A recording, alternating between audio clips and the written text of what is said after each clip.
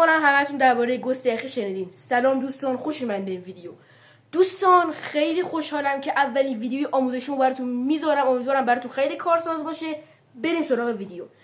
دوستان ما اومدیم با ویدیوی آموزش گرفتن گوست یخی. چجوری گوست یخی رو بگیریم؟ با دیدن لایو. دوستان ما با دیدن لایو که داخل کالاف برگزار میشه میتونیم گوست یخی رو بگیریم به مدت 2 ساعت. بعد لایو رو ببینید. حالا ببینیدم که میذارید لایو همینجوری پخش بشه، ریپلی بخوره و شما گوشیتون رو بزنید کنار، حالا کنسولتون رو بازی کنید یا حالا پی سی، هر چیزی که حالا دوست دارین که کار اضافه. فقط بغیر از این که به گوشیتون دست بزنید و از اون بخش برین بیرون که بشه لایو رو گرفت. و شما اگر مثلا بذارید مثلا لایو رو ببینید بعد خودتون مثلا برید کالاف بازی کنین پلی بدین، نمیشه. بعد حتما داخل اون صفحه لایو رو ببینید.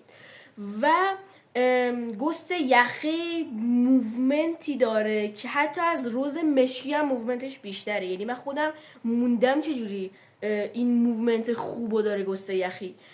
و تا لایو تموم نشده، یعنی تا ساعت 12 بامداد وقت دارین شما لایو رو ببینید.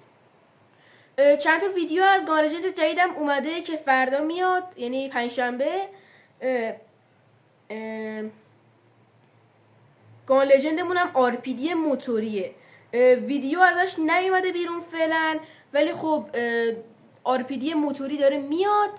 شایعات حالا گفتن چه راست چه دروغ حالا نمیدونم. شایعات گفته که آرپیدی موتوری داره میاد. و درباره گوست یخی شما میاین